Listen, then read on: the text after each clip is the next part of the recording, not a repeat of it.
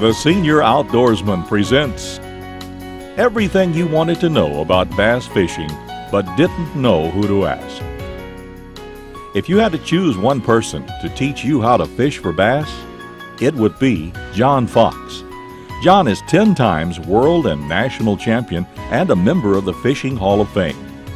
In this video, John is joined by experienced bass fisherman Jerry Allen.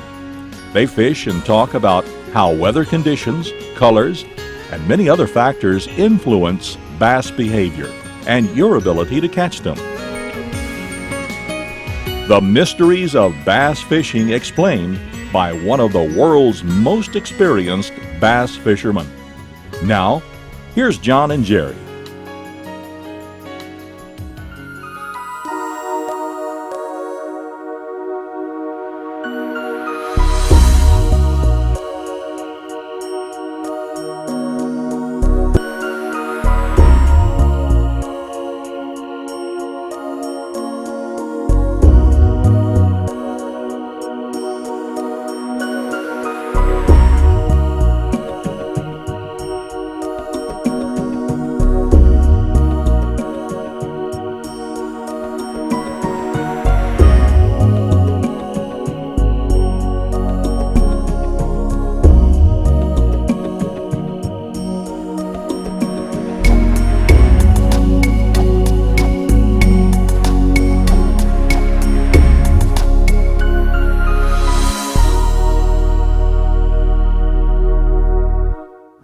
That's a gator, has to be. If it is, it's the biggest bass. No, that's a bass. Huh? That's a bass. Well, you need to throw it in. There's some big old bass out here.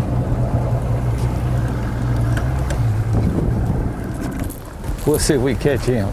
That was a huge fish. Then this is where we're going to start. See that one hit? Or was that a bass? Yeah, that's bass. There's another one hit right in there.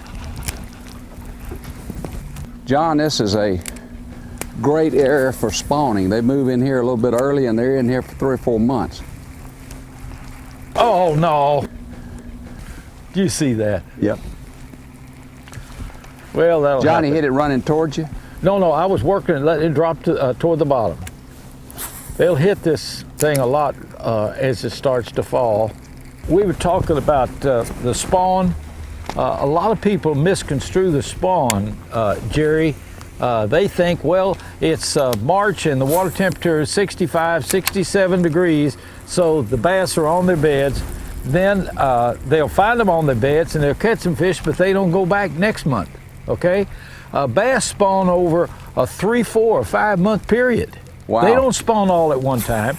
And there's a very, very good, I think the Lord meant it this way, if they all spawned like in March or February, and then we have a real bad cold front come in, right, it would destroy the spawn, okay? So they've got it to where they'll actually spawn. In Florida, for example, they'll start like in November, a little spawning, again in December, January more, February more, March more, April more. I have people call wanting to come down and go fish with me with my guide service, and they want to know when's the best time to come. I said around the full and new moons, starting in January, February, March, and April, because that's when our bass are in, trying to make nests and spawning. And it's just historically that way. Over anywhere from a 4 to a 5 month period, there's bass spawning. Wow. John, once those bass spawn or lay the egg, how long does it generally take for the egg to hatch? A week at the most. They'll start coming out of the egg form, the roe form, and start becoming little fingerlings. Then what happens, the male stays with these fish. You'll see them, they're like that long, then that long, then that long, that long. Right. And after they finally get about 2 inches long, something like that, and I'm just I say 2 inches, it could be a little less than that. There could be like 200 in a bunch, and the male's with them, right? Right. Then he'll swim through the middle of them and try to eat half of them. You know why he does that? Putting them on the defensive. You can't trust anybody, including your own daddy. There's one jump completely out of the water right here, Jerry. Throw right over here in that little bunch of sticks. He cleared the water a foot.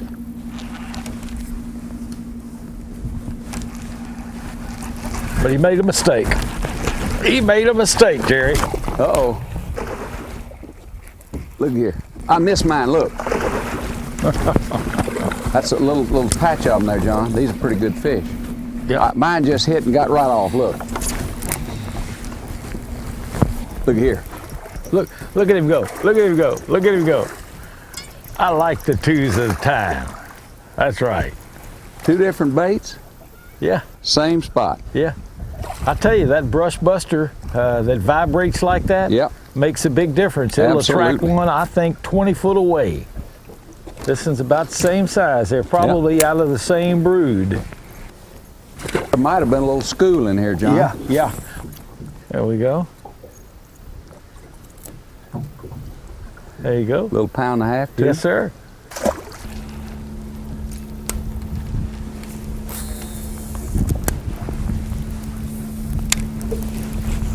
You got him? I got him. Well, come on with him. Oh, nice fish, Jerry. That looked like a small child jumping. didn't Yes, it did. Yes, Hold him sir. down. Yep. Look at those fish behind it, John. Throw your worm down there. Where are they? Well, I don't know. They just came at the bait. Okay, okay. Isn't that something? I'm going to hold him up to see if it'll attract him. I've done that so many Do times. you think that fish was trying to knock the bait out of its mouth, or? Yeah, try to get it. Whatever was next to that holding pin that wanted to get in, I just slipped in there and caught that rascal. That's a nice bass. Let's see if I can get him in here.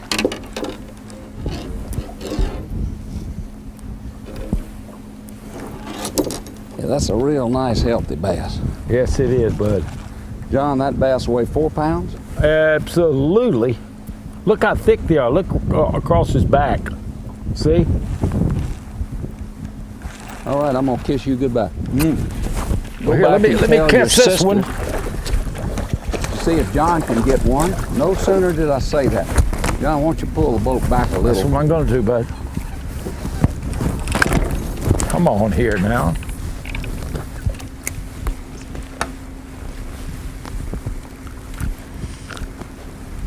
Not quite as big as Jerry's, but still another bass. That must be a hotel right there. They're just waiting to get in. A lot of times you'll catch a fish like Jerry was talking about, and you look down, there's more fish with him. Well, of course, you've actually caught one out of the school. One of the smartest things you can do then is back off, like we've done here, and then continue casting in that spot, because that's where they live. That's where you want to throw your bait. I did that, and then I caught one. But a good pro tip, you catch one, usually there's more than one. They're not loners. Bass are not loners. So wherever you catch one, stop and kind of like thoroughly fish that area.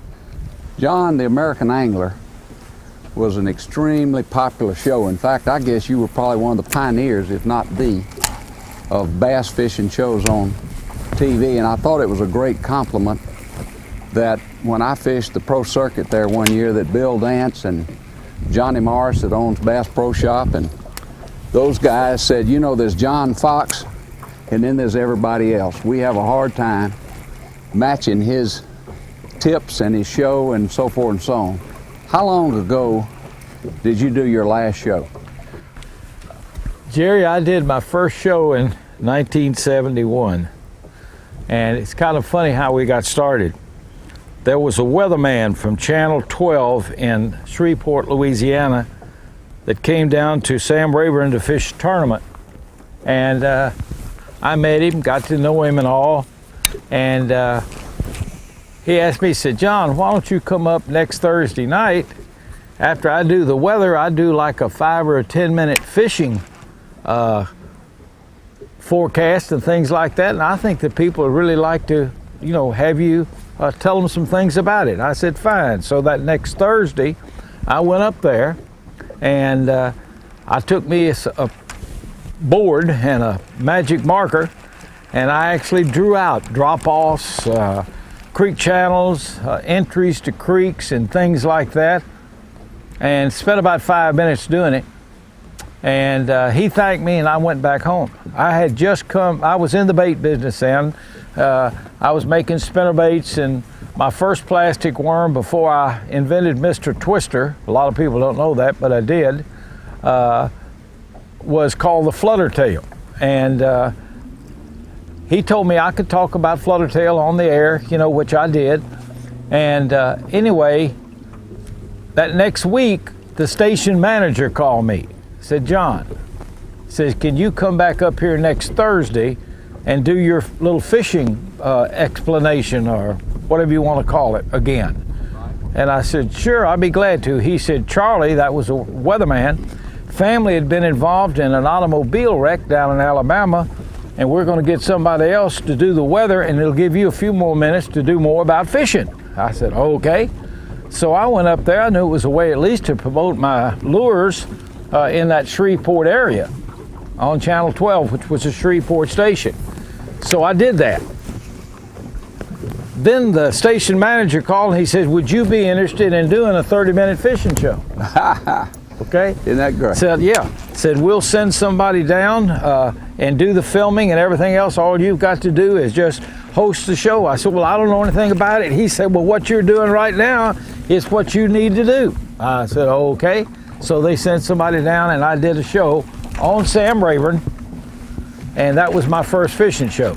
Now, the good Lord smiled at me in a way, because that night or the next week, the program director for the CBS station in Dallas, Texas, happened to be in Shreveport and caught my show. He called, well, know if I'd do one for them. And I said, well, it's all about Texas fishing. I'll show what I'm doing this week, and next week I'll send it to you. He said, you got a deal. So that's became what we known as a bicycle. This station would get show number 1, get number 2 next week, but it would take number 1 to send it to the next station. Right. Then the next station, it's bicycle. First thing you know, I had 7 stations in Texas and Louisiana. And from there, their stations started, evidently the program directors got to talking all across the country. And first thing you know, I'm in the Northeast, I'm in the Midwest, all over America, like 60 or 70 stations. And then in 1984, ESPN picked up the show, and we changed the name from the American Angler and Outdoor Adventures, which we were using, from American Angler, and we called it Outdoor Adventures while I was on ESPN. But it's been a great ride, outdoor shows, the different people that I've had on the show. I've had Terry Bradshaw 4 times. I had the great Walter Payton on a couple of times. He was a bow hunter. And some of the other top superstar celebrities. And these networks like to show that they weren't just athletes, they were good old boys. Johnny Bench, one of the best guests I ever had on there. Funny, really funny, no question about it. Deion Sanders, the golfers, Ben Crenshaw, Bruce Litsky. All of these guys were on my show. I've got a library of all of this that one day could be priceless as far as, making DVDs out of them, or maybe re-syndicating them like the I Love Lucy's. She's been gone a long time, but they're still showing her show. There are millions that are interested in bass fishing now. Where back then, when you first started, along with Bass and Ray Scott and that group, it was a few thousand, handful? Yeah. Let me ask you a question about color. When you're fishing different lakes, I know there's different clarities of water, but what is your general thought on colors of baits? Basically, the answer to that, and I think most of the top guys will agree with me, is the lighter the water, the lighter the color lure you'd want to use, the more natural looking lure that you'd want to use. The darker the water, the darker the color, okay? For example, if you're in muddy water, a lot of times I'll throw a solid black spinnerbait and do well. A lot of the guys will throw white, but I'll catch bigger fish on the black spinnerbait than they will on the white. What about your silhouettes. blades? Are these black blades? No, no, no. I'll use a gold blade, black skirt. Gotcha. Gold blade, black skirt. And if it's muddy, I like a number 8 Colorado Indiana blade, something that'll sit in there and boop, boop, boop, boop, boop, vibrate. Now, that was before people like Garland came out with that brush buster that vibrates on its own, Right. you know. And I'm really looking forward this year to fishing that Old Timer Series brush buster by Garland because it's something that I think at night could be just awesome, just absolute awesome. So I'm planning on doing a lot of fishing this summer with it, and I predict that that it's going to work real good. Just slow rolling it deep. John, looking at this bait, this brush buster though, it really is a reasonably versatile bait. You can fish yeah. it like a topwater. Yeah. You can fish it like a spinner bait, right under the water. It's got a lot of vibration. Or you can actually fish it like a crankbait. You throw it out and bump limbs and logs, trees, let it go to the bottom like a jigging eel. So it's a real versatile bait, isn't it? Yeah, look at that weight coming through the water that it makes. John, what I find interesting, I always thought that large bass in warm weather went to deep water, and I find it interesting a lot of times that you find bass, big bass, in shallow water all times of year. What do you think attracts them or holds them in shallow water when you got straight up sunshine and this kind of weather? What controls bass being in shallow water, what controls them being in deep water, is the barometer. You never heard that one, have you? Never heard that one. Nobody has. If a barometer is low, the bass will be shallow. If the barometer is high, they'll be deep. I can't tell you how many times in tournaments I had an air guide barometer that had a hand on it, and let's say I went out and practiced and I found fish, I'd set that handle exactly where I was fishing that day, and the next day I'd go out and I'd go back to those places. And if the barometer had gone lower, I would go in shallower. If the barometer had risen, I'd go out further. That's the reason I think was really a pro trick of mine that I used to win a lot of tournaments with that a lot of people never recognized. Another thing too, bass, once they become 3 pounds or more, only feed every 48 hours. I know a lot of people are not going to agree with that, but Dr. Roy Heidinger, one of the greatest bass biologists of our lifetime, I missed one, of our lifetime, taught at the University of Southern Illinois. And Roy told me that they actually went out and shocked up bass when they were studying bass biology there, and put a marker in their back, like number 100 or 101, and he says then they'd go back and shock these same areas again, and there's one jumped out of the water there, but it would be within an hour, 24 hours later, 48 hours later rather, where they could go in and shock number 101 up again, okay? And he says that within 1 hour of when you found them in a feeding area, they'll be back again, okay? Wow. So that really helped me in tournaments, right? Fish that I caught on Wednesday, I'd fish on Saturday, okay? Fish I found on Thursday, I'd fish on Sunday.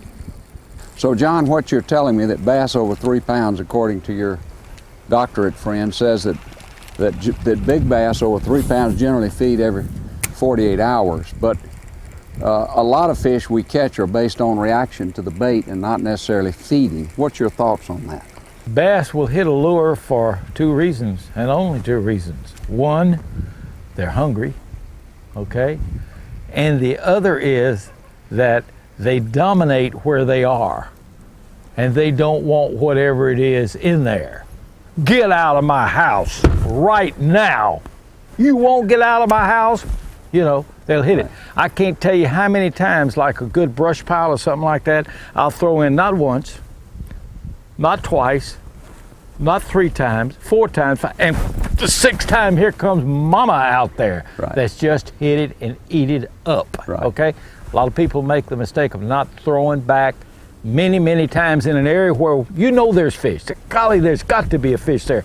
Don't just fish it one time. Throw back again and again and again. finally that bass living in those reeds says, I am tired of that thing, it's hurting my ears, and it'll come out and try to kill it. Interesting. That's what happens.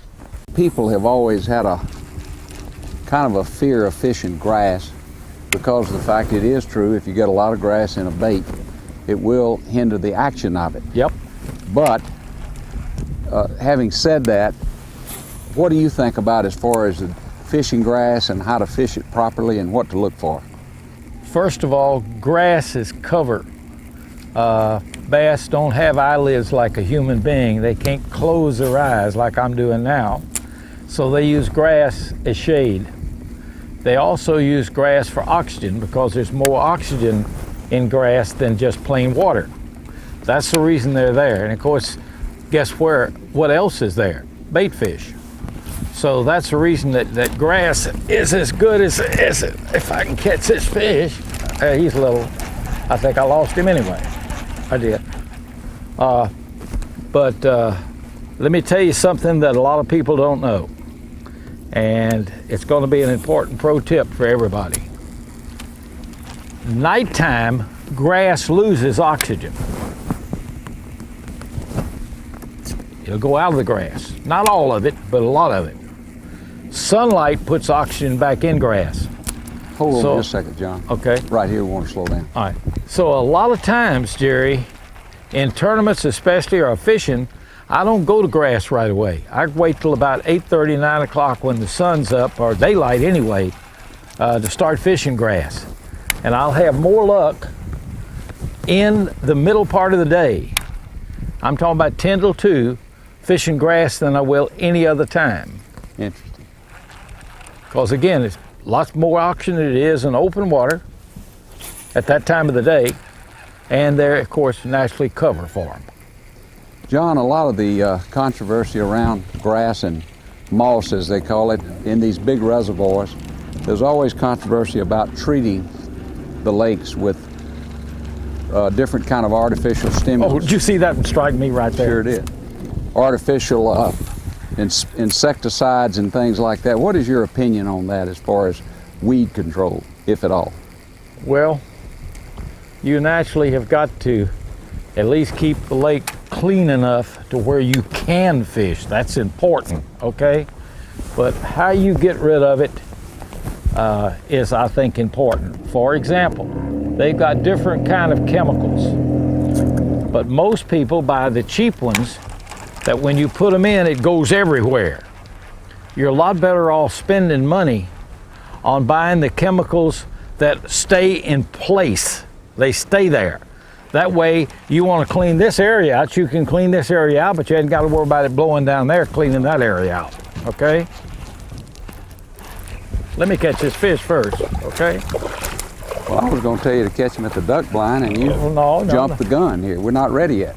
Oh, okay, I'm sorry. Let me throw him back. Yeah, throw him back.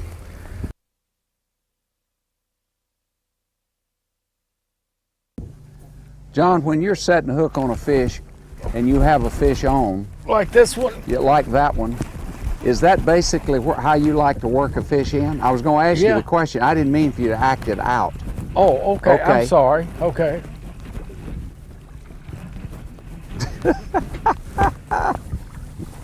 I think you just answered my question. Okay. Without me asking it. Oh, okay. Oh, thank you. I love them when they just take and jump right off in the boat. Hey, I'm gonna throw you back anyway. Ready? Are you ready? Are you ready? I'm gonna throw you back. You understand? Thank you for hitting. Did you have a good time? You did, huh? Good. Why didn't you hit Jerry? Oh, no, he said no, he didn't want to hit you. No, because he'll hurt you. He'll stick you deep, won't he? Yeah, okay. Bye-bye.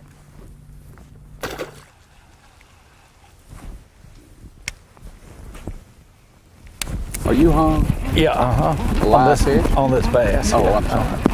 Excuse me. I think you're imposing on me there just a tad.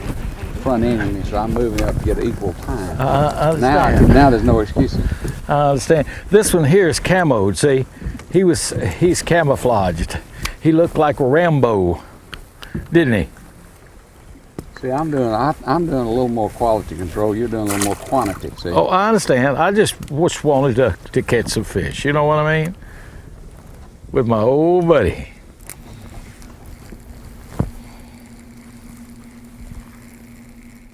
That is an alligator haven right over there. Okay. They lay on top of that usually just sun. John, we started the morning where it was a bluebird day. Sun was shining right into us, and now it's kind of off the Gulf. We're starting to get some clouds blowing in. What is your general strategy in something like this? Do you fish the same areas, or do you sometimes, with weather, move to a different strategy? It's like we talked about a while ago, Bud. When it's like this, the barometer's dropping. The bass will move shallow. You stay out in deeper water trying to catch them, you're not going to do as good as you could unless you get into an area like this. They will move shallow. Let me tell you what happens. You know, you've been up in an airplane where your ears start hurting, you got to grab your nose and pressure. Right, pressure, right? The same thing happens. Their air bladder inside starts to swell up and they get uncomfortable when the pressure goes up. So they go in deep water, okay, strictly to relieve the pressure, okay? When they hadn't got any pressure, they're in here just on a low pressure system, and they're just eating as much as they can in case it just fares back off and they got to go back to deep water. Make sense? Makes lots of sense. Okay. I'm gonna have to go over the left, I'm sorry. I always tell my sons, never throw behind the boat because you got to go back, but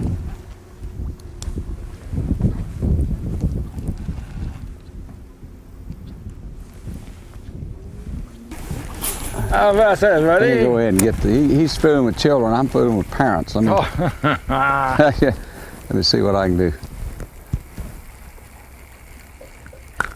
Oh, we had some clouds coming in here on us. I thought we did too, really. What did you do to turn them off? I didn't, I guess I said something. They must have, because they were coming. There he is, I got him on. Have you? Yeah. No. I thought the you grass. did, really. Got the grass. I actually want to get that one right up there by the sticks. Well, you can throw back at that No, again. no. That's Well, let me go ahead. I'll catch him then, and well, you got the oh, small looky one here. on. The small one? Right here on this side. Excuse me. Well, wait till you see this one. If you're calling him small, Let's just I compare. definitely want to see yours. Let's see what we got. Oh my gosh, why is mine running? Excuse me? This is a dueling banjos. I'm gonna have to go behind you, John. Okay, that's fine with me. Just get out of my way.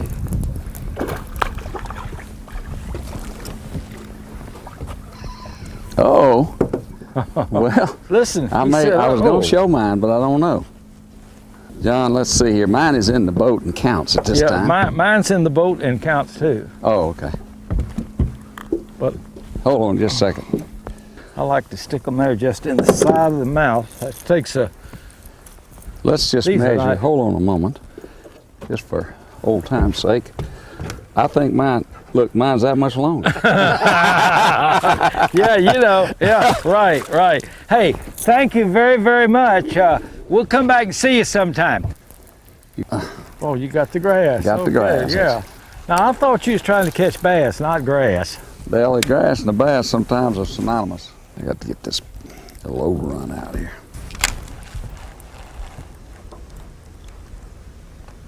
Why don't you hurry up and get that out, okay? You know, I'm concentrating so don't break my train of thought here. John, let me ask you a question. I put new line on here last night, and I'm having a little bit of a backlash problem. Do you have any advice on putting new line on? I always notice sometimes at first your line will backlash on you. You got any tips on that? Well, the best tip I can give you, always leave backing on. Don't put it all the way to the spool, okay? Leave enough to where you can't throw and get to the knot where you were to tie it, okay? Then take your line and put it in a small container like a waste paper basket, okay? All right. All right. Put it in there. then point your rod right at the line like that and start reeling. And it'll take it off, little, just like that, and it'll be straight all the way. So you take the spool upright or you lay it down? No, sideways to where it'll do this. Okay? Okay. Yeah. If you got it upright, that's how you want it for a spinning reel. Okay? Because it'll take it off and put it the same way the spinning reel rides. Okay? Sure. So you definitely want it to come off the sides of the reel, not the tops of the side of the spool, not the top of the spool. A lot of people do that. That's the reason you've got the backlashes. How influenced are you by line size? Just to qualify that, what size line do you generally use, and what kind of water? Clarity and color and so forth. Well, there's a lot of controversy on that, as you probably know, Right. okay? I truly believe that if I've got to use 4-pound line to catch fish, I'm really not interested in fishing there, okay? Right. I have found 15-pound line to be the best all-around size Okay. for big fish, little fish, or anything else. I've got 15 on here right now. To me, it's the #1 size. Now, I think if you get on up into 20, 25 pounds of line, things like that, they may be able to see it. It could maybe cause a vibration or something off of it. Right. But like I say, 4, 5, and 6-pound line, it's mostly on reservoirs that are crystal clear, and the fish are spooky, okay? And you've got to use little bitty baits. And like I say, to me, there's no pleasure in something like that. Right. So you think 15-pound line is enough tensile strength for any reservoir? Let me tell you, I'll say this, I'll challenge anybody that says it doesn't work to call me, and I'll fish, I'll use 15, they can use their 4 and 6-pound line, and I think that I'll catch as many fish as they will during the day.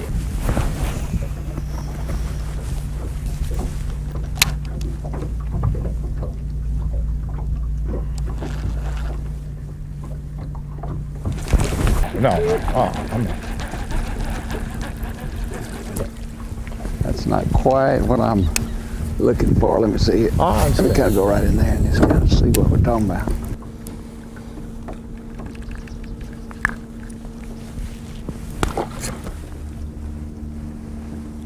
Oh yeah. Go on, turn to the left just a little bit. Now, isn't that a fish moving right in there? You see that It movement? very easily could be. They did the other day, if you remember.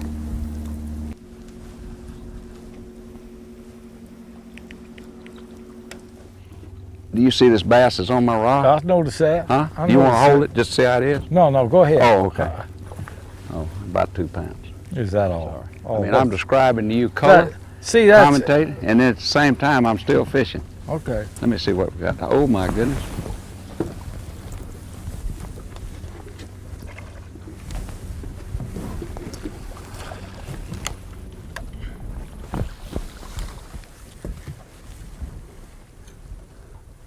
There he is.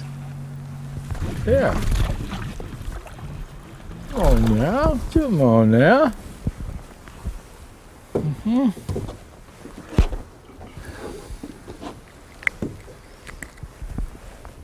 Thank you so very much.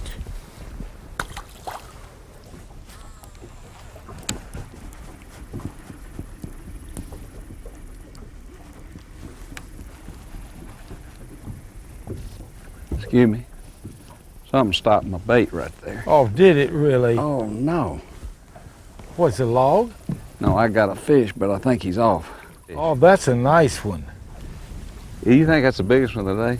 I will tell you one thing.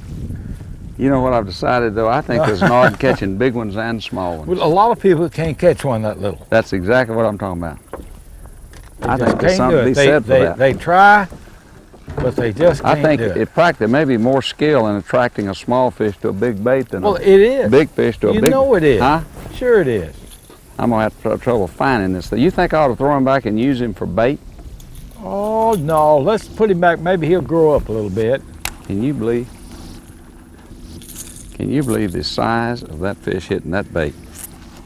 That Well, thing looks- that shows he's got I'm a gonna lot let of this one go nerve. back delicately because let me tell you something. If that fish will hit that bait, that small fish, that bait, when he gets to be 10 pounds, he'll eat the boat. Well, that's right. Goodbye. You really don't want to catch him when he's that big because he'd probably pull you He's in. mean. He'd pull you in. All right. That's all right. That gave me the rhythm. Now I'm back in. My son's getting honored tonight, John, at the football game. Well, really? What for? What? Well, he made All-State team in last year as running back, Yeah. and they have their the homecoming. Yeah. Right. Right. Well, I know you're proud of him. Yeah, he's a good guy. Has he graduated now? Yeah, he's graduated. Unfortunately, they give him after the end of the year. That's the problem. We don't end our season about Christmas. Uh-huh. Because of so many teams in Texas in playoffs.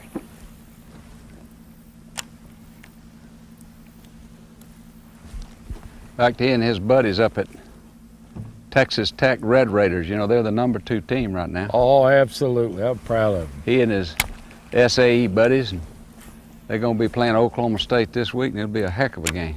Oh, don't you know it? They still got to play Oklahoma too, right? Well, they play Oklahoma State, who's undefeated, Yeah. and Oklahoma. Well, that's what I'm So saying. they've got 3 in a row there. Texas, they beat, and then they've got Oklahoma State this week and Oklahoma the next. If they clear those 3 hurdles, then they probably will play for the national championship. Yeah, I hope so. I like to see them play against Florida. Be 2 pretty evenly matched teams.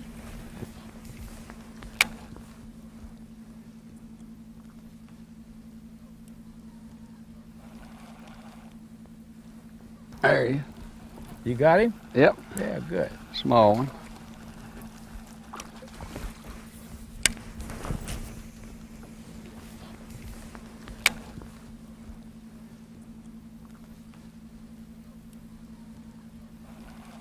Uh-huh.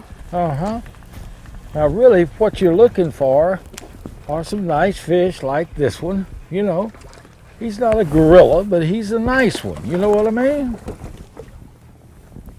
Come on in here, buddy. Come on here now. There you go. There you go. Nothing wrong with that one, bud. Absolutely. Yeah, yeah. Take them all day. Thank you so much. You go back and have a good time. John, do you remember when they first started fishing the worm? The deal was then you count to 10 That's right. and let him run. Mm-hmm. And so I don't know where they changed all that to, feel the bite and set the hook reasonably immediately because they felt like it sucked it in its mouth. Yeah, I can remember when we first started fishing it, you'd get a bite and you'd let them run 10, 15, 20 yards Right. before you'd set the hook. And Right. then finally, of course, you caught every one of them. Right. But most of them had it down in the throat. Right. Yep. Well, the first worm that I ever fished had a propeller on the front and 3 hooks. Was that the cream worm? Or? That DeLong, I think. I think that's right. DeLong. Had a little spinner and a couple of beads on it. That's right. And I caught fish on them just like you did. I'll guarantee you. Yeah, that was a bass catcher. John, when you first started fishing, what were the favorite lures you had in your tackle box?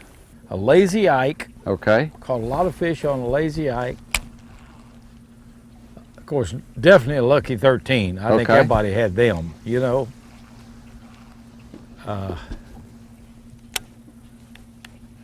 Let me jog your memory with a couple. A All right. Hawaiian wiggler, Yep, I had that. a jitterbug, And what they call a sputterfuss. a jitterbug, Yeah, a creek chub, you got it.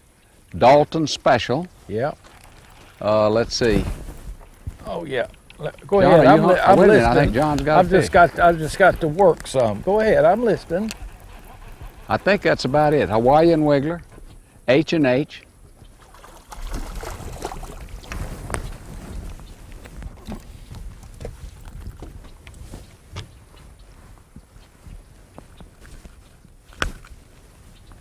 Yeah.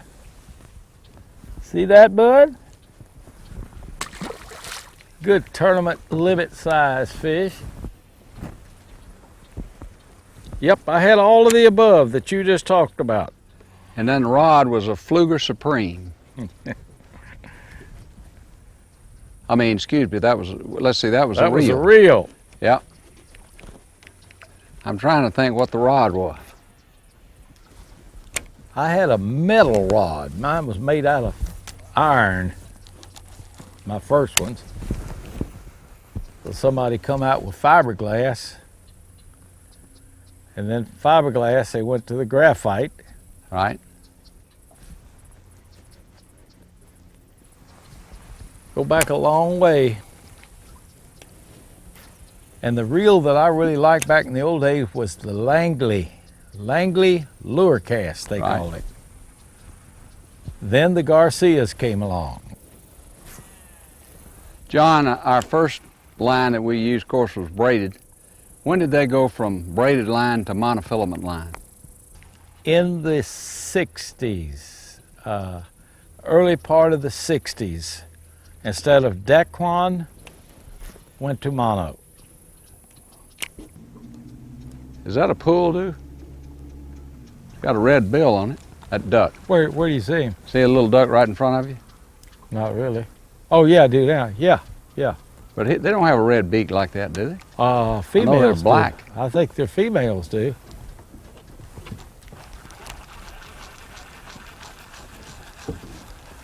Hello.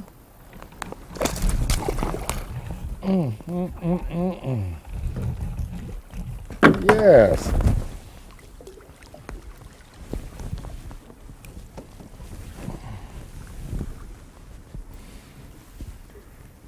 See, Jerry, if you stick them in the top of the mouth like that, Yes. you wouldn't have the problem that you just had. Well, I either go from one Okay. extreme to the other. I either stick them in the Thank top you of the very mouth. much. Look at, he wants to get back in the boat again. You see that? Be a part of the program. That shows you've done a great job in catching them. Now let me get out there and catch one of those big boys. I'm catching these tight eyes.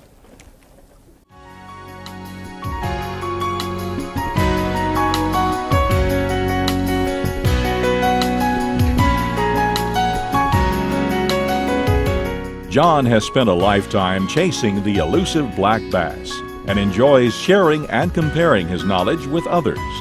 Watch The Senior Outdoorsman and the extended version of his shows available on DVD. Click info at seniorouttoorsman.com for more information.